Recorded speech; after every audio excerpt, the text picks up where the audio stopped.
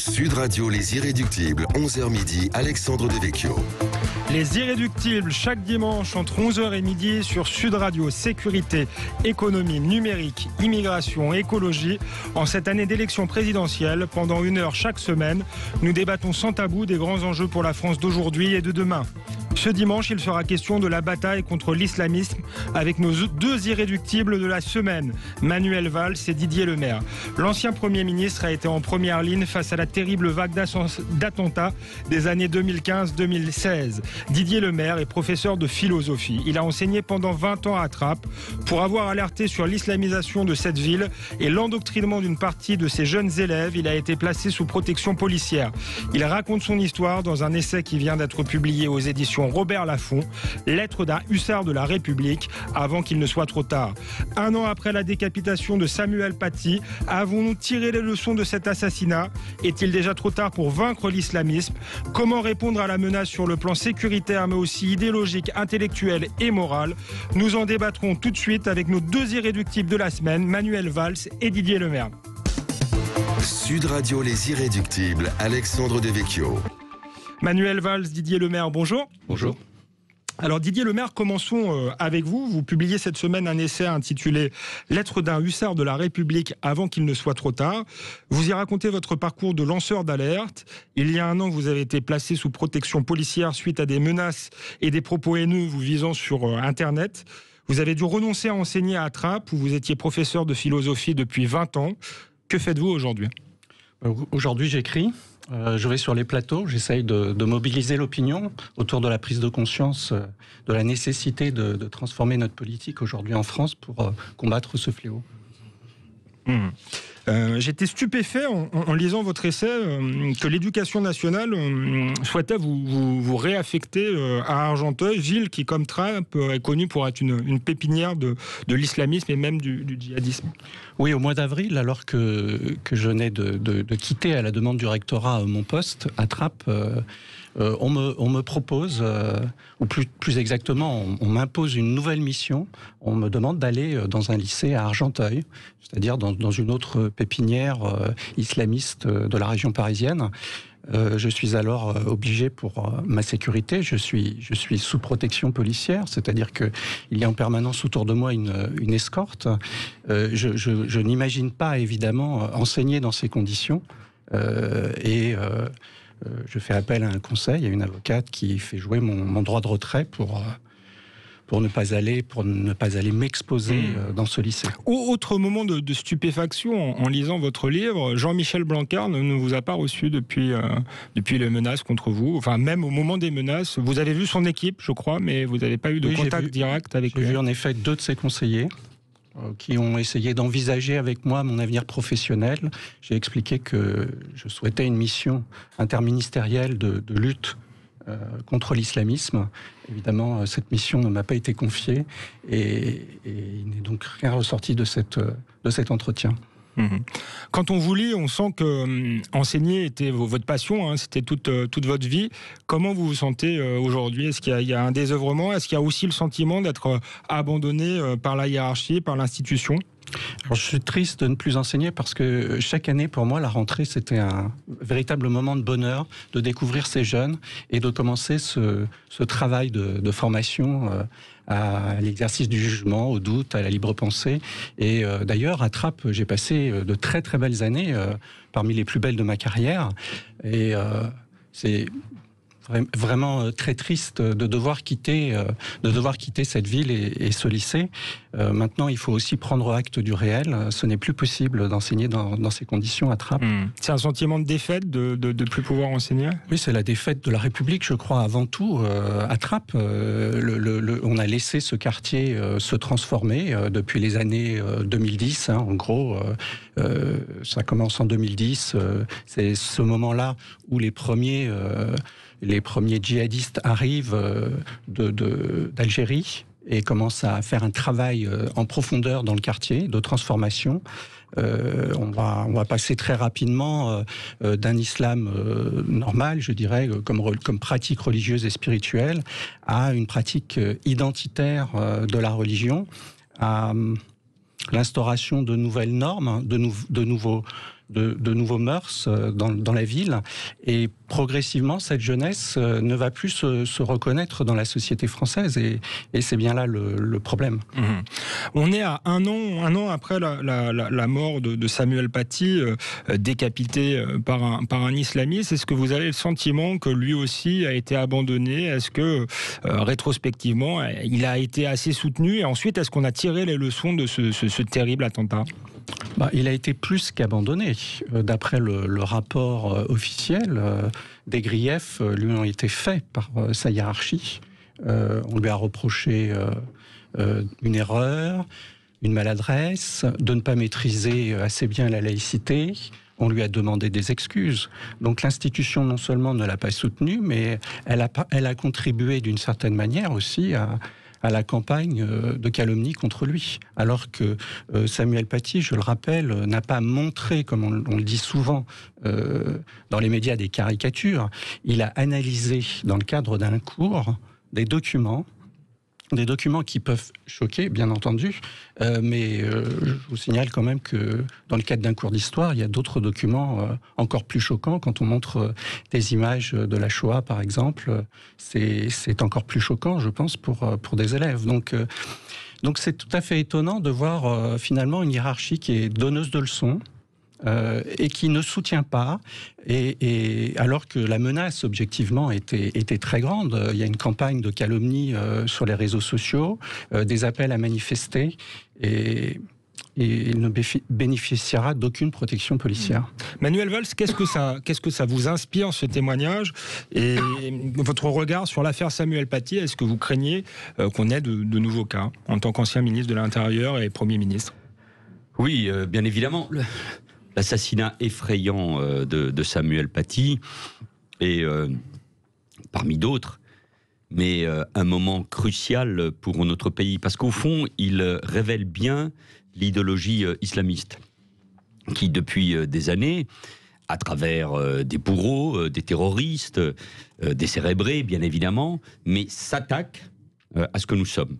Une école juive, la liberté de penser, de caricaturer d'une équipe de journalistes, Charlie Hebdo, bien évidemment, des policiers, des soldats, un vieux prêtre dans son église, l'attaque d'une église à Nice, notre mode de vie, notre culture, les terrasses, le Bataclan, le 14 juillet et sa foule et sa diversité à Nice. Évidemment, un professeur, c'est-à-dire l'incarnation même des hussards. Vous en êtes un, Didier Lemaire, de la République, qui exerce le plus beau métier du monde, c'est-à-dire la transmission des savoirs et des valeurs. Et cette idéologie, elle est cohérente. C'est pour ça qu'elle nous mène une guerre. Et c'est pour ça qu'il faut y répondre. C'est pour ça que cette guerre, cette bataille, appelons-la comme nous le souhaitons ou nous le voulons, sera longue. Donc, il s'attaque. Et donc, ça n'est pas par hasard qu'on assassine un enseignant, un professeur. D'ailleurs, quand j'en parle,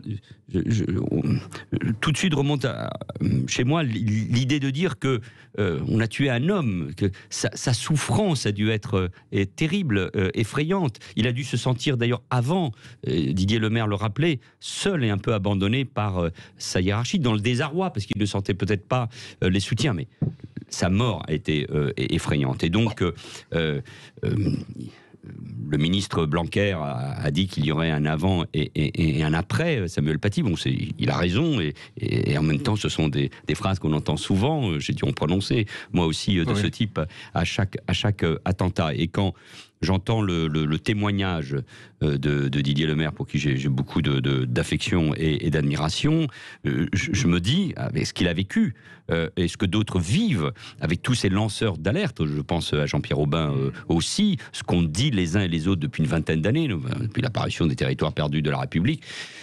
Moi, je suis plutôt optimiste. Je crois dans les valeurs de la République, mais que ça va être difficile, que ça va être long, et que nous sommes face à un défi considérable. Vous avez été en responsabilité politique. Est-ce que vous trouvez normal que Didier Lemaire ne soit pas reçu par le ministre de l'Éducation nationale ou le ministre de l'Intérieur à leur place? C'est difficile de... Non, mais Jean-Michel Blanquer fait, je crois, un républicain. Il se bat pour nos valeurs, pour la laïcité. Mais, moi, je l'aurais reçu.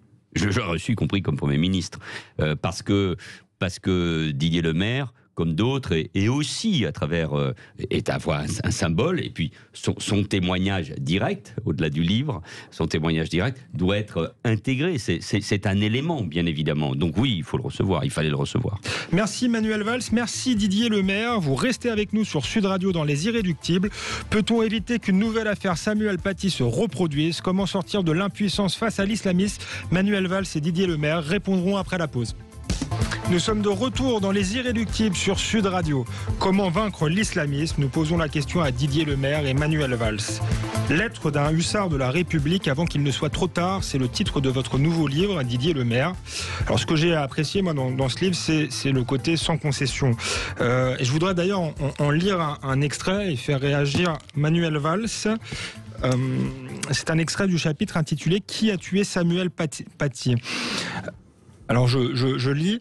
Alors qui donc a tué Samuel Paty? La droite clientéliste qui achète des voix avec des subventions quand ça l'arrange, négocie avec des organisations criminelles fréristes, promet le Karcher dans les cités mais supprime 13 000 postes de policiers et casse la police de proximité. La gauche morte de ses lâchetés qui a troqué l'universalisme pour le différentialiste depuis SOS Racisme, relayant le discours victimaire qui fait croire chaque jour un peu plus aux musulmans que les Français sont leurs ennemis. Ses alliés d'extrême gauche, islamo-gauchistes, indigénistes devenus antisémites et racistes qui réduisent les hommes à une appartenance tribale. La République en marche qui a fermé les yeux pendant 4 ans sur les progrès de l'islamisme et qui traite à coups de mesurettes le fléau qui menace notre pays. L'extrême droite qui ajoute encore un peu de bêtise et de haine à une situation déjà périlleuse. Alors le diagnostic est sévère, il y a beaucoup de choses dans ce livre, il n'y a pas que ça, et il ne s'agit pas de jeter l'opprobre sur les politiques, mais est-ce que vous le partagez en partie, Manuel Valls? Je ne le partage pas en partie, je le partage totalement. C'est une radiographie des faiblesses, des lâchetés, des erreurs commises depuis une trentaine d'années. Dans mon dernier livre, faisant un peu d'autopromotion aussi, j'évoquais également ce long parcours, sans doute depuis l'affaire du voile de Creil en 1988-1989, et où une partie de la gauche, à ce moment-là, a succombé à ce différentialisme, sans doute parce que le principal de collège était plutôt de droite, parce que le président de la République, François Mitterrand, à l'époque, ne s'intéressait pas à ces sujets-là, parce que Michel Rocard et Lionel Jospin n'ont pas eu le courage d'affronter ce sujet, ont bâti un compromis qui n'en était pas au fond un, qui était une forme d'abdication. Et heureusement, il y a eu l'appel, mais ils étaient bien seuls à l'époque, d'Elisabeth Badinter, d'Alain Finkielkraut, de Régis Debray, etc.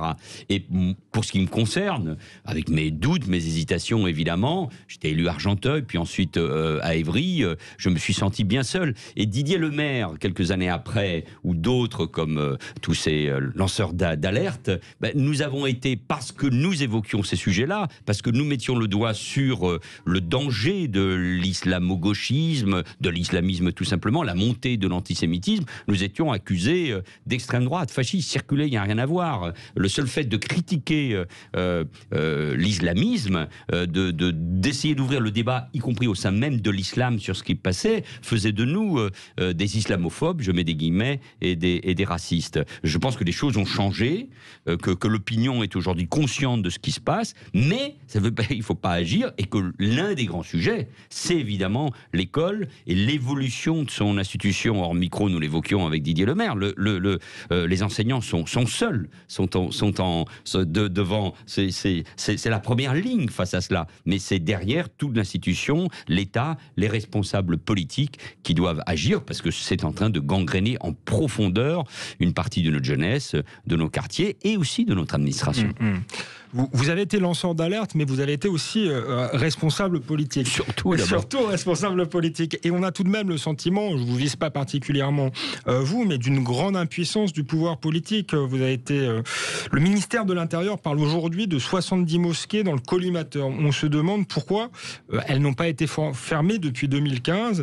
On connaît votre volontarisme et vos convictions, donc on se demande à quels obstacles vous êtes-vous heurté lorsque vous étiez Premier ministre? Est-ce que ce sont des obstacles politiques, de votre propre majorité, des obstacles juridiques, la pression médiatique, un peu tout cela à la fois? Non, d'abord, il n'y a pas eu que de l'impuissance tout de même. Il y a eu par exemple la loi de 2004 sur l'interdiction des signes religieux à l'école, portés par Jacques Chirac, par Luc Ferry et par l'immense majorité, sinon l'unanimité de l'Assemblée. Et il y a eu la loi, moi je l'ai votée. À l'époque, le Parti Socialiste s'était abstenu sur l'interdiction du voile intégral. Et puis, pendant des années, nous avions le sentiment que le terrorisme était, y compris l'exportation de l'islamisme, était... venait de l'extérieur. C'était un ennemi extérieur. C'est à partir pas seulement des assassinats commis par Meyrat à Toulouse et à Montauban qu'il y a eu cette prise de conscience. Didier Lemaire a dit quelque chose de très juste.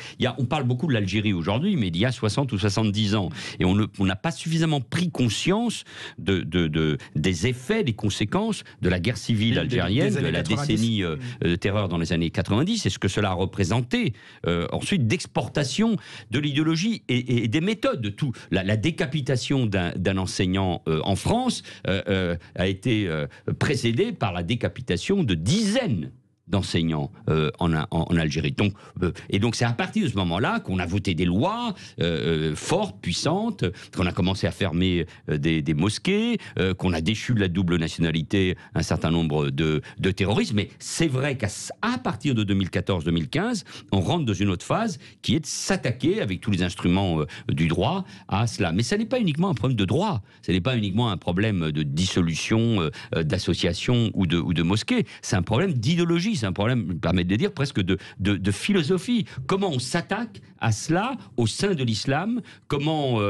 derrière cela, on combat sur le plan culturel cet islamisme, l'islam politique et son corollaire, qui est l'islamo-gauchisme. J'étais l'un des premiers à aborder cette question, c'est-à-dire comment on s'attaque aux frères musulmans, comment on dissout le salafisme, comment on fait preuve d'une très grande détermination, parce que c'est un combat et c'est toute la difficulté, qui n'est pas seulement franco-français, c'est un combat qui traverse tout l'islam en Europe, dans le monde. C'est un combat majeur, c'est un des combats majeurs de ce 21e siècle. Oui, mais quand même, reconnaissez que vous avez au moins pas toujours été suivi. Vous avez dit, on a déchu de ceux qui avaient la double nationalité. Je suis pas sûr que ça a été fait. Je me souviens du débat. Hein. Vous étiez pour la déchéance de nationalité. Une partie de votre camp ne vous a pas suivi. Et quand même, on se demande comment il peut y avoir encore 70 mosquées dangereuses aujourd'hui sur le territoire. Bien sûr, et ça prospérait. Si, il y a eu des déchéances de nationalité, parce que c'est uniquement un acte administratif. Hein. Donc, il y en a eu sous la responsabilité de Bernard Cazeneuve, qui était ministre de l'Intérieur, ou la mienne, il y en a bien évidemment. Mais ça n'est pas la déchéance d'une nationalité qui arrête évidemment l'islamisme, l'islam politique. Mais parce que tout simplement, si tout avait été fait parfaitement, nous n'en serions peut-être pas là. Et en même temps, on sait que c'est extrêmement difficile. Mais parce qu'il y a eu cette prise de conscience, il y a eu, je ne veux surtout pas être long, il y a eu un attentat à Sarcelles en septembre 2012, avec la fameuse cellule Cannes-Torcy-Sarcelles, où on a déjà tous les ingrédients, les conversions, ceux qui veulent partir en Syrie, ceux qui ne peuvent pas partir en Syrie, donc commettent un attentat. À l'époque, à l'été 2012, il y a une trentaine seulement de Français ou de résidents en France qui sont partis en Syrie. Ils seront plusieurs centaines 2 ans après. Donc, le phénomène va très vite, mais parce qu'il y a eu, pendant des années, une absence de prise de conscience et que ceux qui s'exprimaient sur ces sujets-là n'étaient pas suffisamment écoutés, qu'il faille en faire plus. Il faille être encore plus déterminé. Il faut rien laisser passer. Mais bien évidemment, le seul fait, même s'ils ne sont peut-être pas très nombreux, qu'il y ait eu encore des incidents hier. Pour l'hommage à Samuel Paty, qui est mort de quoi ? Qui est mort d'enseigner, et d'enseigner la liberté, d'enseigner le doute, la capacité à traiter un texte, une image, une caricature. On a tué un professeur pour cela, montre l'étendue du problème. Quand on a 30% de nos gamins de confession ou de culture musulmane, voire un peu plus, qui met de la charia au-dessus des lois de la République, c'est qu'il y a un problème de fond. Donc il faut le traiter sans avoir peur de faire monter l'extrême droite ou d'être accusé soi-même d'être... Il faut le traiter au nom même des valeurs de la France et de la République. Didier Lemaire, alors vous n'êtes pas responsable politique. Je crois que vous avez été encarté, je ne sais pas si vous l'êtes toujours, dans un petit parti, le parti républicain solidariste. Peu importe, mais si vous étiez, je dirais, aux manettes, si aujourd'hui vous ne deviez mettre en place qu'une seule mesure, ce serait laquelle ? Oui, alors j'ai rejoint le Parti républicain solidariste au mois de décembre parce que d'abord je me suis reconnu dans ses principes et dans ses valeurs. J'en suis secrétaire général. Et aussi parce que je ne pouvais pas mener ce combat seul. Ça c'est le premier point. Qu'est-ce qu'il faudrait faire aujourd'hui ? Je pense qu'aujourd'hui il y a tout à faire. Nous sommes face à un ennemi. Et face à cet ennemi, je crois qu'il faut avoir une stratégie. C'est-à-dire qu'il ne s'agit pas de lutter simplement contre des effets, par exemple en s'attaquant à la surveillance des réseaux sociaux, où il faut aller beaucoup plus loin. Il faut un plan d'ensemble avec des objectifs clairs, être prêt évidemment à les transformer, mais il faut d'abord prendre conscience que notre pays est en péril. Et là, il faut un véritable sursaut national. J'espère qu'il aura lieu dans cette campagne présidentielle. Il ne me semble pas pour l'instant que ça en prenne le chemin. Merci Didier Lemaire. Merci Manuel Valls. Vous restez avec nous sur Sud Radio dans Les Irréductibles. L'islamisme est-il l'enfant du communautarisme et de la ghettoisation de certains quartiers ? Les réponses de Didier Lemaire et Manuel Valls tout de suite sur Sud Radio. Nous sommes de retour sur Sud Radio dans Les Irréductibles avec Didier Lemaire et Manuel Valls. Didier Lemaire, vous avez enseigné pendant 20 ans à Trappes. Et lorsque vous avez été contraint de quitter votre poste sous la pression islamiste, vous avez notamment déclaré « À Trappes, nous ne sommes plus en France ». Comment cette transformation de Trappes en zone de non-France s'est-elle opérée ? Y a-t-il un lien selon vous entre communautarisme, islamisme et djihadisme ? Oui, vous avez raison, il y a un lien. D'abord, c'est un fait objectif. Trappes est devenue la première pépinière djihadiste d'Europe avec aux alentours de 75 départs, plus les départs non déclarés. Moi-même, j'ai découvert en m'intéressant aux jeunes de Trappes, en allant dans les collèges notamment, que à peu près 3 à 4 jeunes sur 70 enfants avaient dans leur famille des situations de départ. Donc c'est un phénomène quand même très très fort à Trappes. Comment ça s'est opéré ? Je crois que c'est décrit par les sociologues comme Hugo Micheron, par exemple, Gilles Kepel ou Bernard Rouget. Ça s'est opéré, ce phénomène-là, par ce qu'on peut appeler la mise en place de contre-sociétés, de nouvelles normes et de mœurs différentes. Dans la ville de Trappes, année après année, les signes dits religieux qui sont en réalité des signes politiques de refus de l'égalité homme-femme, comme le voile par exemple, les tenues identitaires pour les hommes, et puis la présence de la mosquée qui a amené finalement dans la ville une concentration de gens qui sont venus pour exercer cette religion. Oui, mais on dit souvent il faut construire des mosquées parce que sinon on a l'islam des caves, etc. Qu'est-ce que vous en pensez ? Comment on fait pour résoudre cette équation sur la question des mosquées, justement ? Il y a un problème social, il y a un problème de logement, il y a un problème le problème de Trappes, c'est que c'est une sorte de ghetto, mais de ghetto non pas qui serait instauré de l'extérieur, mais par les islamistes eux-mêmes. Une fermeture qui est instaurée par les islamistes eux-mêmes. Oui.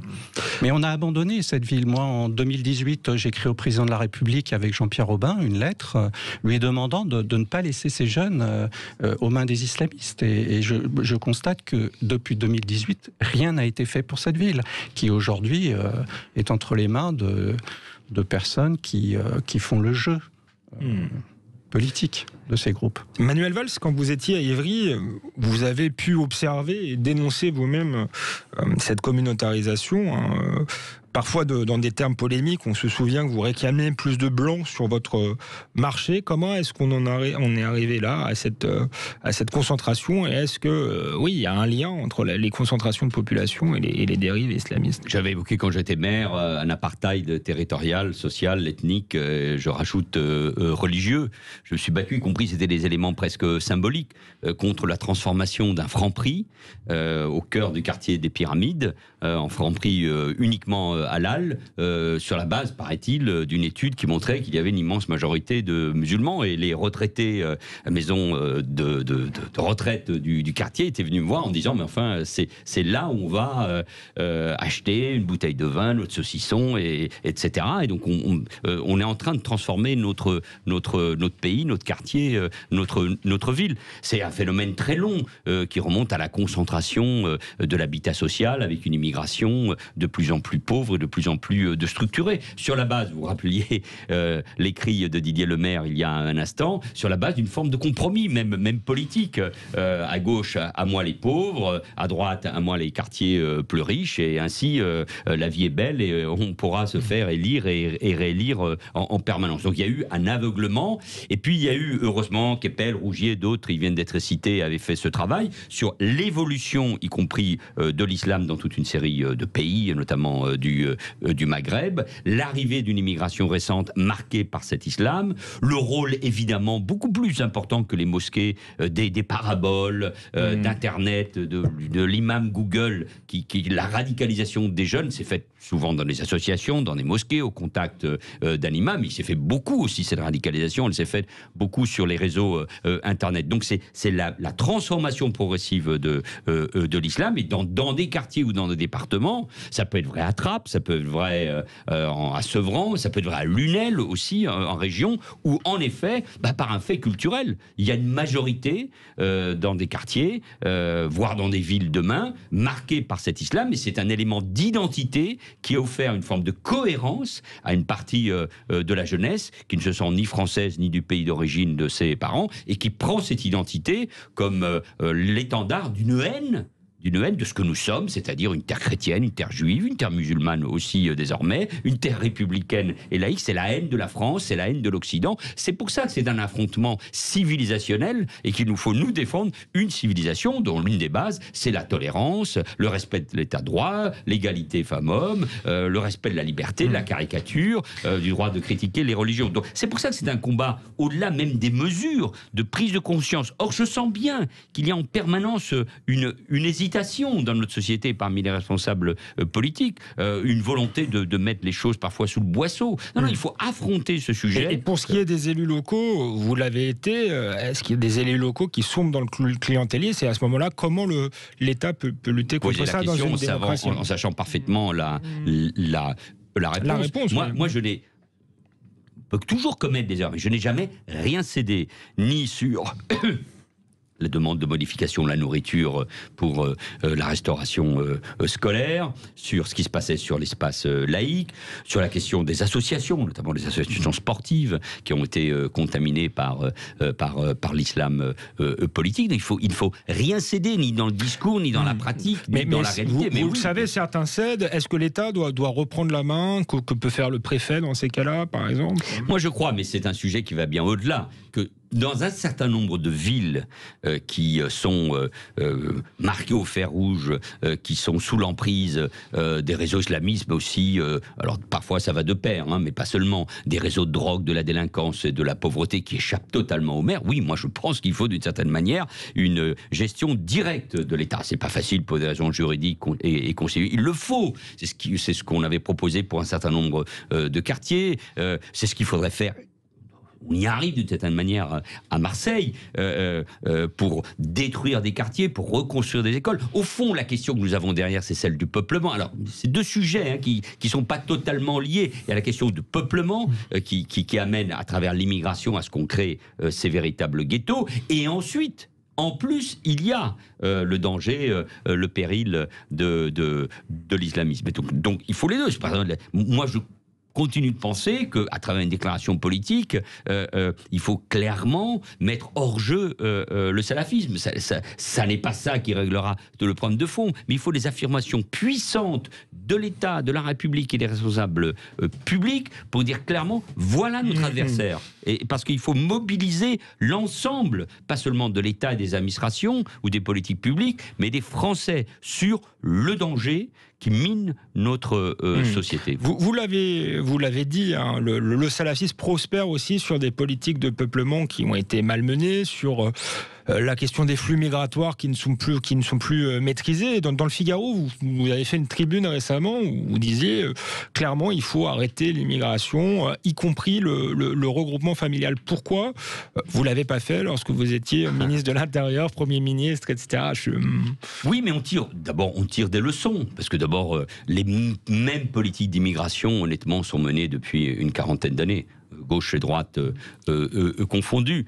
Je me suis opposé, ça ne m'a pas valu que des amis, ça m'a valu des critiques, y compris au sein même de mon gouvernement, par exemple au choix qui avait été fait par Angela Merkel. Et le choix d'ailleurs de la France n'a pas été d'ouvrir les frontières à ce moment-là. On pouvait comprendre le geste de l'Allemagne, mais nous en vivons, nous en subissons d'une certaine manière encore les conséquences. On pourrait avoir un débat serein sur l'immigration étudiante, l'immigration du travail qui n'est pas la plus importante aujourd'hui, et surtout le vrai sentiment d'impuissance que j'ai vécu et que vivent tous les gouvernants et surtout les Français. C'est là, notamment la question des reconduites à la frontière, des expulsions, des déboutés de droit d'asile, de ceux qui rentrent de manière irrégulière dans notre pays. Il y a un vrai problème sur les frontières de l'Europe. Enfin, vous avez eu raison de signaler cet article, mais je pense que cette prise de conscience, elle est plus que jamais nécessaire, parce que sinon on va être balayé. Sinon, je pense que les démocrates de la République, ce que nous sommes, vont être balayés par un courant puissant dans le pays qui dira stop et qui à ce moment-là sera prêt à toutes les mesures d'exception qui mettent en cause même nos valeurs. Aujourd'hui, on voit un candidat qui monte, Éric Zemmour, qui est sur ce registre-là. Est-ce qu'il finalement il dit la même chose que vous? Il faut arrêter l'immigration, ou est-ce qu'il dit des choses plus préoccupantes? Vous avez l'air de vous en distinguer. Qu'est-ce qui vous distingue aujourd'hui? Éric Zemmour est le miroir aussi de toutes nos impuissances que je viens d'évoquer d'une certaine manière. D'ailleurs, lui-même, on ne trouve pas très bien s'il souhaite qu'on expulse tous les émigrés, tous les musulmans. Il fait une confusion surtout. C'est une confusion, et là c'est un débat majeur, je pense. Quand lui-même dit, par exemple, que le terroriste qui est dans le box des procès du 13 novembre est un bon musulman.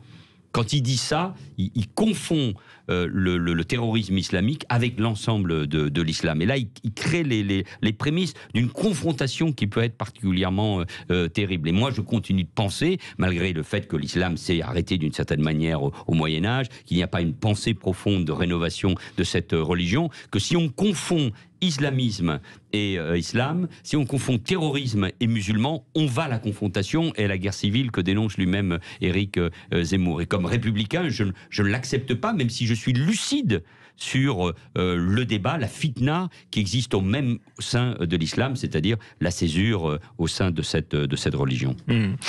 Didier Lemaire, est-ce que vous partagez ce diagnostic? Dans votre livre, on comprend que vous avez vu le bouleversement démographique de Trappes. Ça s'est aussi joué là. Donc voilà, je voulais avoir votre point de vue et sur la distinction islamiste, est-ce que vous la partagez également? Oui, je partage tout à fait les analyses de M. Valls. Il me semble important de distinguer une religion et un fait religieux ou un sentiment religieux et un programme politique qui est un programme totalitaire qui vise à détruire l'humanité, puisque selon ce programme qui a été quand même écrit et rédigé en 1928 par les frères musulmans, n'appartiennent à l'humanité que des musulmans purs. Donc il s'agit un peu d'un programme de type nazi, c'est-à-dire de régénérer l'humanité, de considérer que les juifs, les mauvais musulmans ne sont pas des hommes à part entière, les Français ne sont pas des hommes à part entière, et d'ailleurs, moi je n'aime pas beaucoup le terme d'attentat terroriste, même quand on ajoute islamiste, parce que on est au-delà de l'attentat. Les personnes sont tuées en tant qu'elles n'appartiennent pas à l'humanité, elles sont déshumanisées. Et donc, je crois que face à une telle offensive, il va falloir réfléchir, se mettre autour d'une table et comprendre que nous sommes vraiment en guerre et qu'il ne s'agit pas de prendre une ou deux mesures.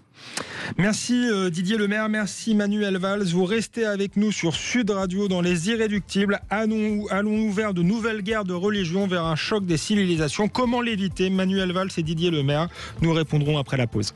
Nous sommes de retour sur Sud Radio dans Les Irréductibles avec l'ancien Premier ministre Manuel Valls et Didier Lemaire, auteur de Lettres d'un hussard de la République avant qu'il ne soit trop tard. On parle de la bataille contre l'islamisme, comment le vaincre. Souvent dans la bataille contre l'islamisme, on se focalise sur la question du terrorisme. Est-ce que c'est vraiment finalement le plus grand danger pour la société française? On se dit que cette question du terrorisme peut être jugulée par les services de renseignement, mais que derrière, il y a peut-être une question plus importante qui est celle effectivement de la guerre civile. On en parlait avant la pause, ou de la partition, comme le disait lui-même François Hollande en off. Est-ce que c'est pas plutôt ça qui doit nous inquiéter, Didier Lemaire, puis Manuel Valls?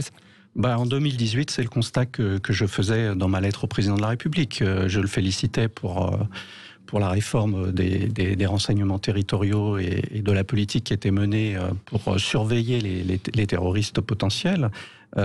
Mais en même temps, je constatais l'abandon des quartiers et la multiplication des villes qui sont des contre-sociétés. Aujourd'hui, c'est un phénomène qui touche même des petites villes de province comme Nîmes, Pau, Cognac, dans lesquelles des professeurs ont été menacés de mort par des parents d'élèves. Donc ça, c'est une réalité. La mise en place par ces réseaux islamistes de contre-sociétés partout sur notre territoire est, je pense, le principal danger contre lequel, aujourd'hui, il faut s'attaquer. Ensuite, il y a l'idéologie, notamment décolonialiste, mais toutes les idéologies, disons, identitaires, qui contribuent finalement à légitimer cette haine de la France, la haine de la police, par exemple, pas seulement la haine des enseignants. Et je crois qu'il va falloir s'attaquer à ces phénomènes-là idéologiquement, par une argumentation très forte, mais aussi en rappelant des principes et les lois de notre République. Manuel Valls.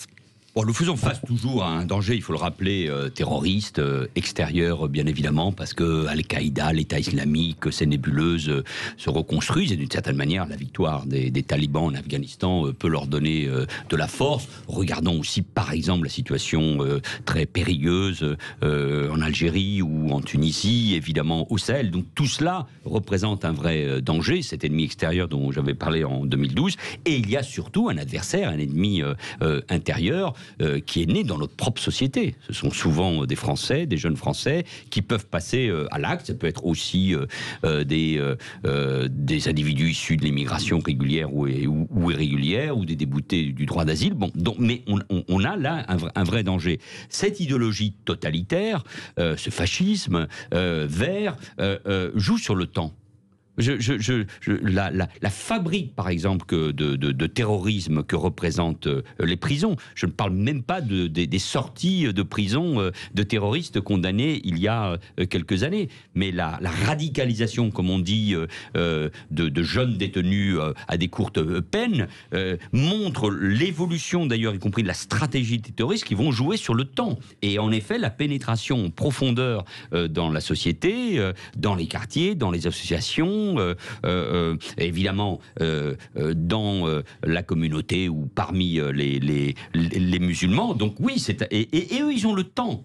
Ils jouent avec le temps et sur la faiblesse des démocraties. Ils savent ce qu'un attentat peut représenter comme choc dans une démocratie, mais surtout, eux, ils veulent gagner la bataille au sein de l'islam, pour provoquer ensuite la confrontation avec le reste de la société. Et donc c'est ça qu'il faut décrypter. Moi j'étais frappé quand, par exemple, dans les attendus, dans l'exposé des motifs de la loi sur le séparatisme, il ne me posait pas de problème, où il y avait des outils nouveaux pour l'administration, il manquait un exposé des motifs puissant de défense de la République, de la laïcité et de désignation de l'ennemi. Le séparatisme en tant que tel, bon, il y a beaucoup de séparatisme, mais là, c'est un séparatisme organisé, évolué. Didier Lemaire parlait également de la porosité, finalement, entre les islamistes, ceux qui ont vraiment un projet politico-religieux, mais aussi avec tous ces mouvements indigénistes, décolonialistes, le wokisme, tous ceux qui veulent déconstruire, finalement, les fondamentaux de la société. Il y a toujours les idiots utiles, cet islamo-gauchisme, c'est quoi? C'est-à-dire la substitution du prolétariat que les marxistes avaient analysé par un nouveau prolétariat qui est fait notamment de l'immigration et des musulmans et qui, d'une certaine manière, étant les victimes du capitalisme, la société, l'État et de l'État policier ont quelques excuses à attaquer ce que nous sommes. Et Didier Lemaire le disait très justement, on s'attaque à ce que nous sommes, la France, à notre histoire, à notre culture. Et la déconstruction de ce que nous sommes alimente, renforce, donne des éléments et des excuses à cela.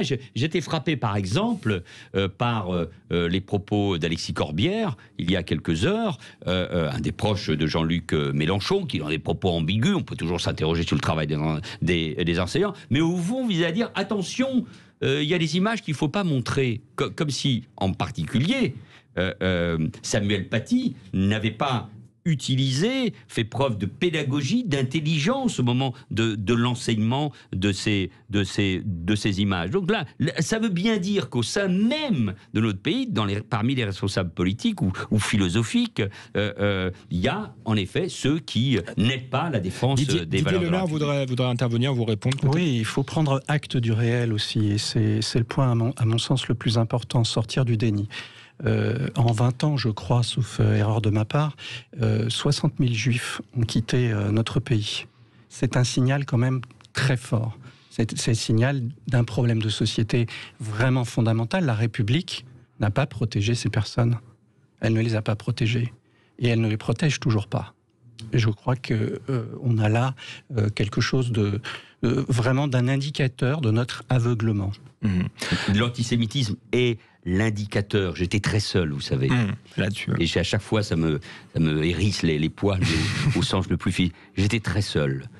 Quand j'ai dénoncé cet antisémitisme qui venait de nos quartiers populaires, qui venait tout simplement du monde musulman, parce que c'est une image ainsi fabriquée. Et j'étais très seul pour lutter contre Dieudonné, que paradoxalement Zemmour défend dans son livre. J'étais très seul face à cela. Et voir partir non seulement des Français juifs en Israël, mais voir un mouvement de la Seine-Saint-Denis, par exemple, vers Paris, est une des démonstrations de quelque chose qui ressemble au fond à ce qui s'est passé autour de l'affaire Dreyfus à la fin du XIXe siècle. Donc, c'est un étendard qu'il ne faut en rien lâcher, parce que l'antisémitisme, vous savez, il illustre tout simplement les catastrophes à venir dans notre société. La remarque de Didier Le Maire est fort juste.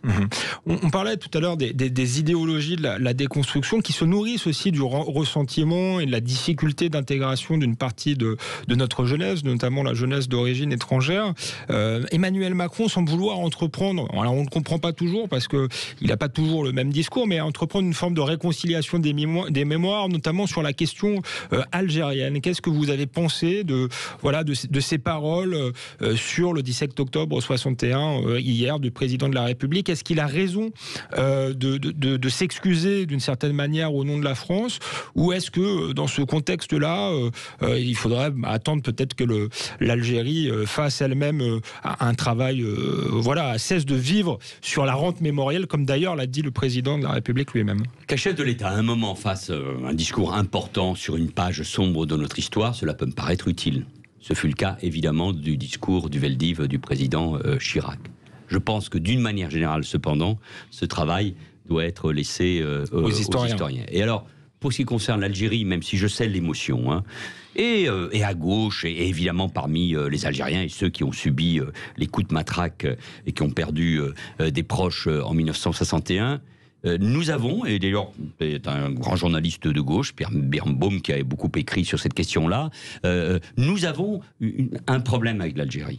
Le vrai sujet, c'est d'analyser ce qui se passe aujourd'hui en Algérie. C'est d'analyser, je le disais tout à l'heure, les conséquences de la guerre civile en Algérie. Ce que ça représentait, ces Algériens qui sont partis en Afghanistan. On a une guerre de retard, qui sont revenus. On a une guerre de retard par rapport à ce sujet. Mohamed Sifaoui en parle beaucoup aussi dans ses écrits. Donc il faut être très attentif à cela. Et en effet, ce qui est insupportable, d'ailleurs, les propos rapportés du président de la République dans le journal Le Monde sur la rente mémorielle des gouvernants algériens qui méprisent leur peuple, en est une réalité. Et donc attention, parce que là, on a le sentiment que, au fond, c'est la France, voire la République. C'est pas la même chose qu'un préfet, en l'occurrence Papon, ou des responsables politiques agissent mal. Est-ce que c'est la République ? Est-ce que là, on est en train de pas faire passer un message qui culpabilise encore un peu plus la France, son histoire, sa police en l'occurrence, qui n'est en rien raciste. Il y a des racistes dans la police comme dans toute société, mais qui est une police républicaine confrontée en plus à des sujets majeurs de violence à son encontre. Donc, je dis attention, là, on est sur des sujets extrêmement fragiles, et moi je pense que plus que jamais, il nous faut défendre ce que nous sommes, notre histoire, notre culture, notre langue et nos valeurs. Défendre ce que nous sommes, il nous reste 1 minute, vous avez 30 secondes chacun pour répondre à la dernière question, parce qu'on a parlé de l'immigration, vous étiez d'accord pour dire qu'il fallait sans doute arrêter les flux, mais on a un problème d'intégration avec des gens qui parfois ont la nationalité française mais qui ne se sentent pas français, qui basculent dans la désintégration, parfois voire pire, contre leur propre pays. Vous, en tant que professeur, et vous, en tant qu'ancien ministre, qui avez revendiqué votre patriotisme, qu'est-ce que vous direz à un jeune Français pour lui faire aimer la France ? Moi, je dirais, pour commencer, qu'il faut refonder l'école. Il faut lui redonner son rôle qui est d'instruire et non pas d'éduquer. Ça, c'est la première chose. Parce que l'école, c'est le ciment de la nation. On l'oublie. Et aujourd'hui, elle est attaquée. Elle est très malade, cette école. Et on ne pourra pas retrouver cette unité de la nation sans l'école. C'est le premier point. Le deuxième point, c'est redonner à la police le respect qu'on lui doit. Et le troisième point, je pense qu'il faut aussi réformer notre justice. Manuel Valls, pour faire aimer la France aux jeunes Français. L'instruction, oui, bien évidemment, c'est un beau mot, c'est ainsi que s'appelait ce ministère il y a quelques dizaines. Derrière cela, il y a la question de l'autorité. La perte d'autorité a miné notre société. Je disais que Samuel Paty est mort d'enseigner. Je pense qu'il faut apprendre à aimer ce pays. L'amour pour la France. Moi, je suis un patriote, j'ai pas une goutte de sang français dans mes veines, mais la France coule dans mes veines, selon la belle phrase de Romain Gary. C'est ça, il faut faire aimer la France. C'est le sujet majeur, et ce pays mérite d'être aimé en plus. C'est un grand pays par sa culture, sa langue, son histoire. Merci Manuel Valls, ce sera le mot de la fin. Merci beaucoup. Merci. De suivre Les Irréductibles chaque dimanche sur Sud Radio. À la semaine prochaine.